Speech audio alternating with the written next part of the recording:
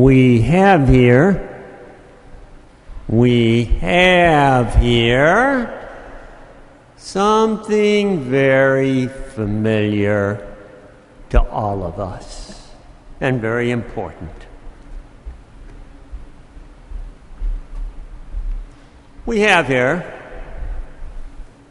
a cross. A cross. And I know maybe some of you have a cross that you on display in your homes wherever you live. I know this one happens to be in my room at the rectory. We're familiar with that cross. Well, Jesus uses the cross in today's gospel to ask all of us here tonight a very important question. Recall what's going on in the gospel. Jesus talking to the disciples, and he asked them, well, now, who do people say that I am?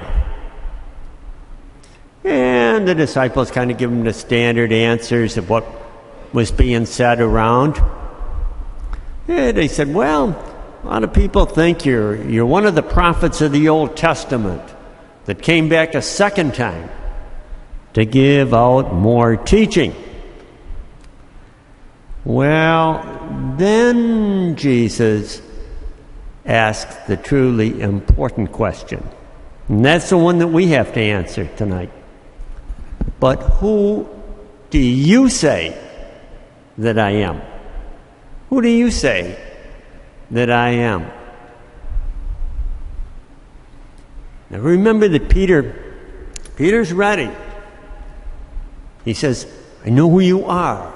You are the Messiah, the Christ, the chosen one of God.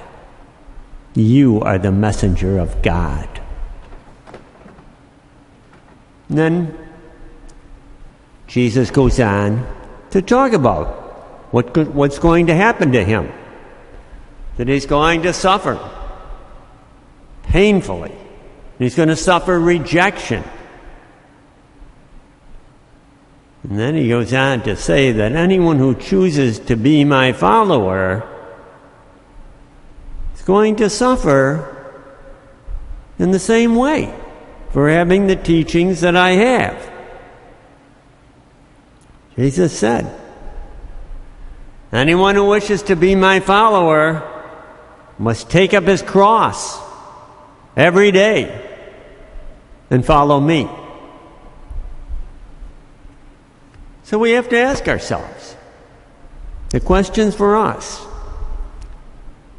Who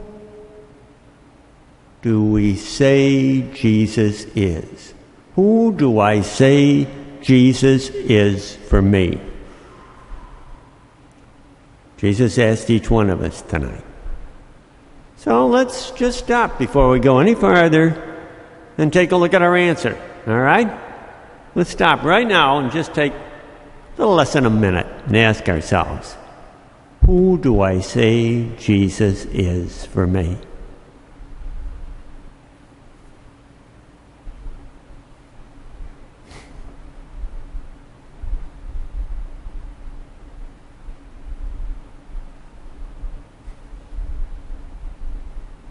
Everybody think about it? Well, now if we answer the way Peter did, that Jesus is truly the God who came to earth, then we have to be ready to follow Jesus. Be ready for the difficulties that Jesus was talking about. It's not only not going to be easy at times. We kind of know that, right? Most of us have experienced by now. It's not always easy to do what God asks of us. But you know, it also seems to be constant, doesn't it? Huh? I say, wait a minute, Lord. You know, I can take some of the difficulties some of the time, but this seems to come all the time.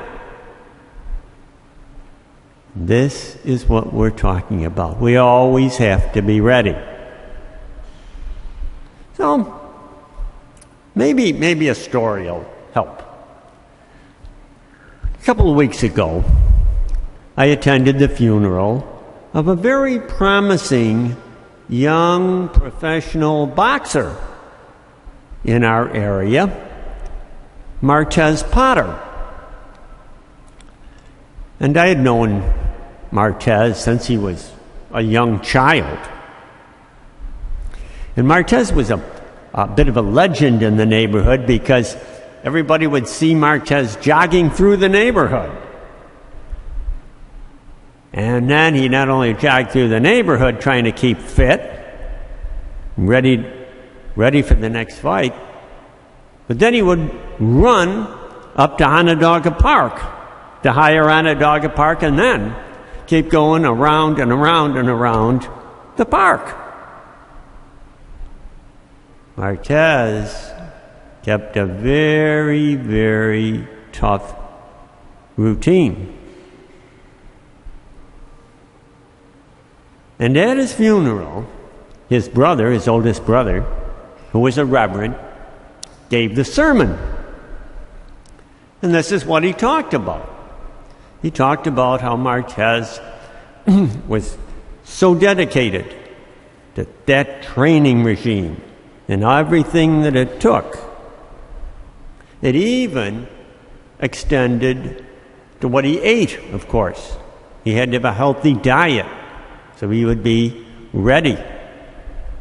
And was saying the one time he and Martez had to go to the gas station, get gas for the car, and his brother picked up a box of Twinkies when he paid the bill. Well, when Martez saw those Twinkies, he tore them out of his brother's hand and threw them in the garbage by the gas pump. Not only did he not eat them himself, he didn't want anybody else to eat junk food. That's how serious he was about what he did and how to keep fit. Well, after a while, I kind of wondered, where is this sermon going? What is this? Where are we going with this? What's the message here? We know what Martez did and how he prepared. But what's it? And then he told all of us there that just like Martez had to put out that effort to prepare and be vigilant and be ready for his next match, we have to be ready in our following of Christ. It takes effort. It takes dedication. And like the prize fighter, we can't let our guard down. So, we have to ask ourselves, well, what do I have to say? Because the final question is the tough one that we really have to answer. Not only who Jesus is for me, but what does being a follower of Jesus require of me now, today? Not the past, now. What does it mean? You know, sometimes we're content to just kind of sit back a little bit and let others decide what it means for us. It might be family, friends, work. But in the end, we're really the only ones that can answer that. And we can't always seek to be comfortable. It requires effort to follow Christ. As one mother of young children said, you know, surrendering myself to God always means that I probably have to do some things that I don't want to do. But that's what's required. Then another man said, well, you know, God's ways are strange, aren't they, huh? God's ways are strange. He says we gain life by giving it up. We gain by giving it away. Wait a minute. That's not how we're trained, are we, huh? We're trained to get and to gain and keep what we've gained. Following Christ requires a lot. So, as we go on now and get ready to share in the body and blood of Christ, let's ask God's help. Let's ask God's help to keep asking the tough questions of ourselves. What is God asking of me now? And who do I truly say that God is, that Christ is for me?